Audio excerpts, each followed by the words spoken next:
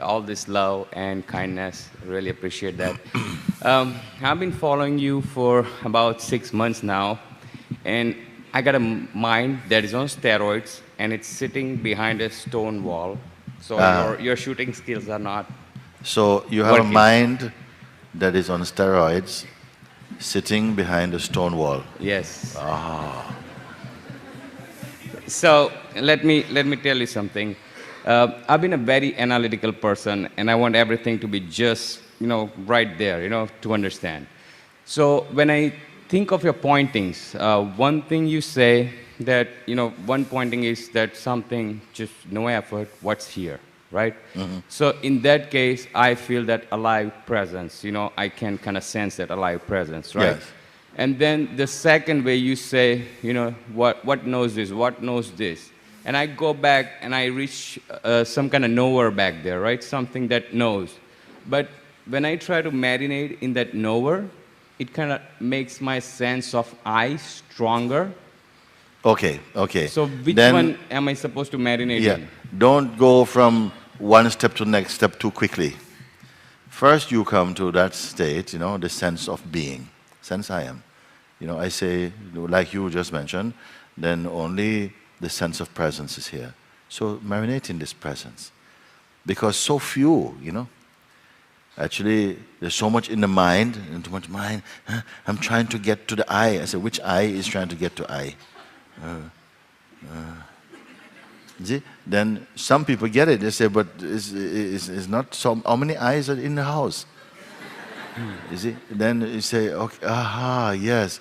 In the I am itself that I am, the sense of the person that I imagine myself to be is saying it's trying to get to the I am as though the I am is somewhere else and somehow realizing, but it's I am is me, is this. And leaving everything else, don't leave everything aside, one finds that there's only even the I am goes into a very subtle state. It's not even saying I am anymore. It's just, as you say, a sense of presence. And then be one with this presence, this presence.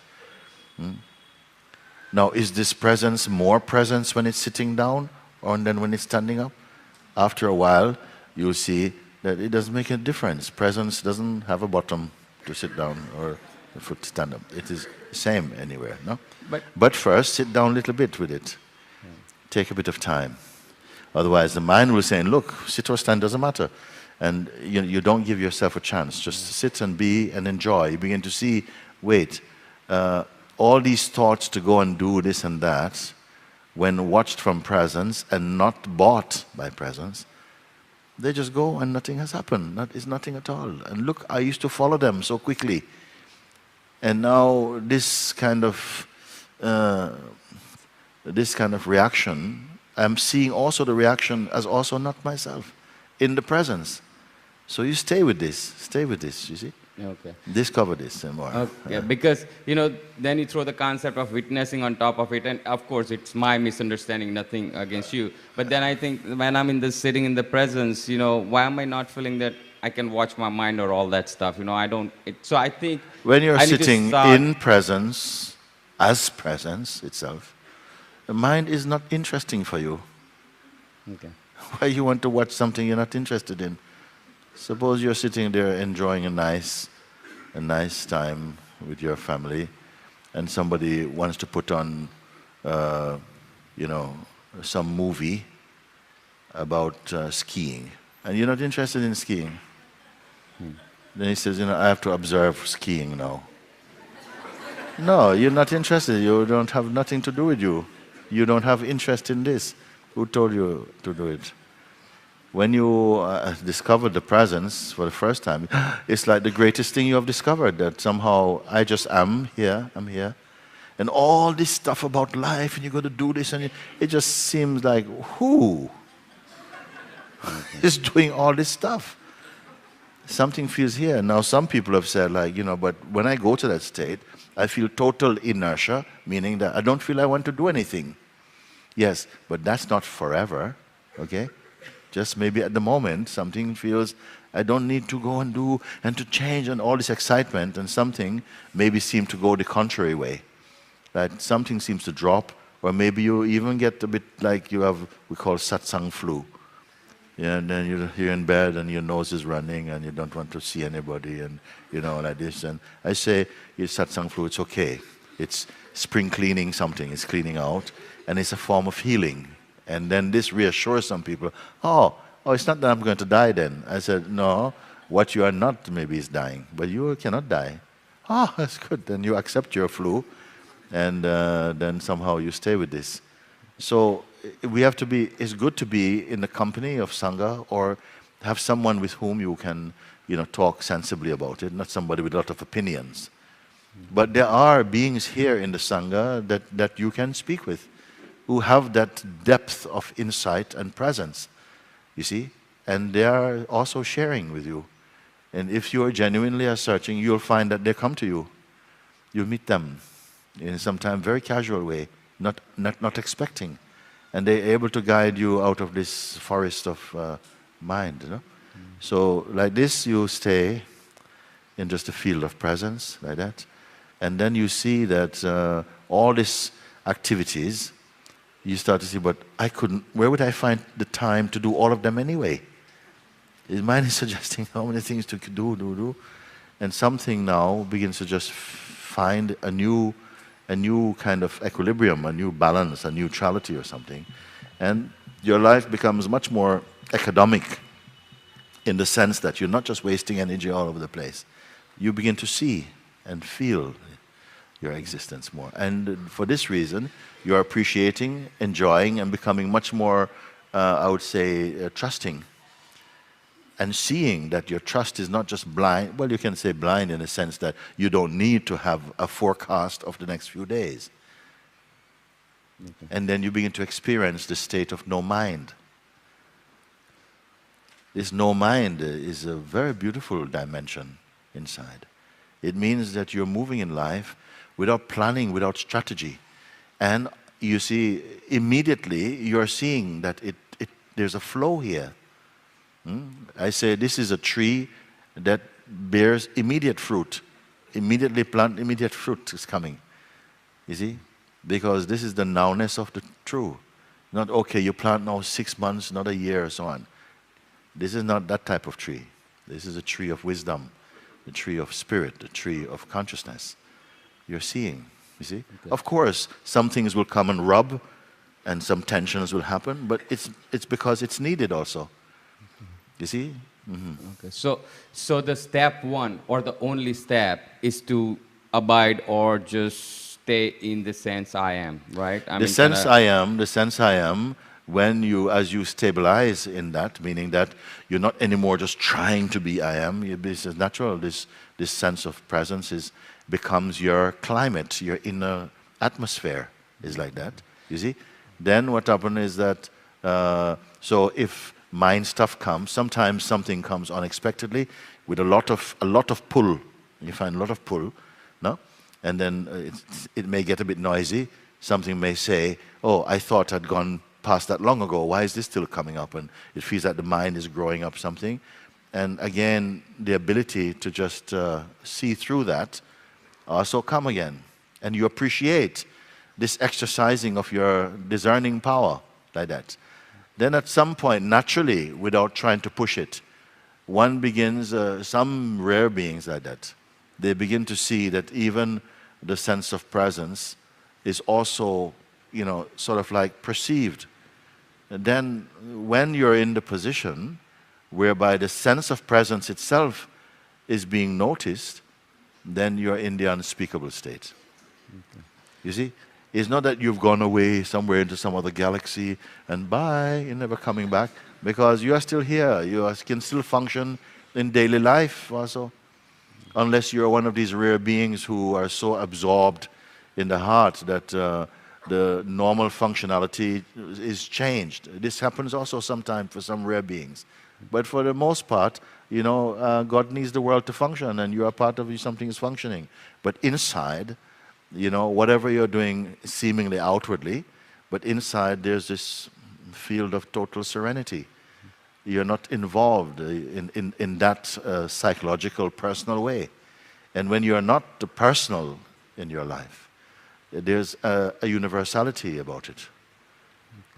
All of this is your experiencing also. So, but initially, it seems like I have to make an effort, right? Because, I mean, in your presence, it happens very easily. The mind is kind of quiet and I can feel my beingness. But once I step out of here and boom, I'm only the mind. I even forget what is the sense of being is, as soon as I step out Then of put here. it to the test. Where are you now? You're in the state of being? Yes. Yeah. So keep walking a few steps and see when here becomes there. Just move with that alertness. Put it to the test. You say, well, it's okay when I'm in here, but when I go out there, monkey jumps back on my back and then we want to go. And then say, okay, then do it consciously. Go out and see, okay, when does the mind whack me now? So I go out, one step, walk, stay in the sense of being, moving, and see when you get to that state when you have left yourself. And see if it happens. Okay. Because at the moment it is a seed that has some strength because it is believed in. You have experienced something like this before, and so it feels like it's very likely. And obviously I can't live in this ashram. Actually, I got to go to work, look after. So if it is only true in this place, but when I go out and somebody go, hey, you're gone, then what use is this? That's right. You see, it has to be in any situation, or in any circumstances, at any time. This is your constant being. And you're not being it, it's not like you're being it. No, it is so already. Truth is such that you are not going to create it. You're only discovering what is so already, but it's not been obvious to you yet, because the mind has really been our climate, and this is how we have given so much energy to the personal identity and so on, and that's the world that you live in for a while.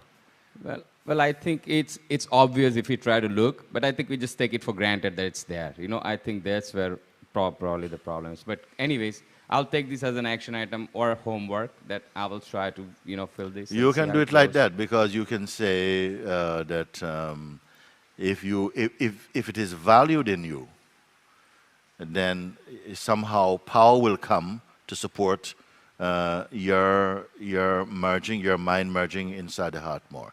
If it is valuable, if it is just casually appreciated, you say, "Oh, that was it was nice. I enjoyed satsang today. It was very good." And okay. So anyway, that's what we're going now when we go to the movies or whatever like that.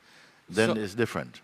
So when you say heart, you refer to this space, right? The space or that aliveness, presence, aliveness. Yes. Okay. This will become your daily natural living climate.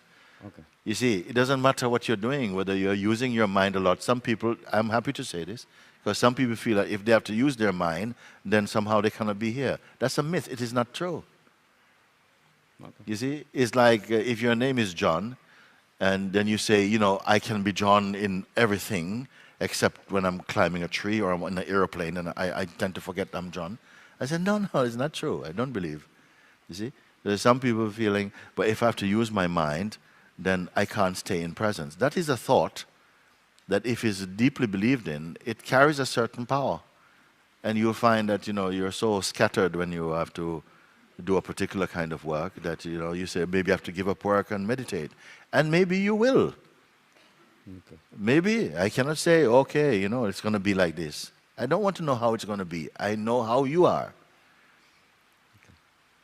And I put that above anything that you're going to find in the secular world. An awakened being. An awakened being. Even if you are living on the street,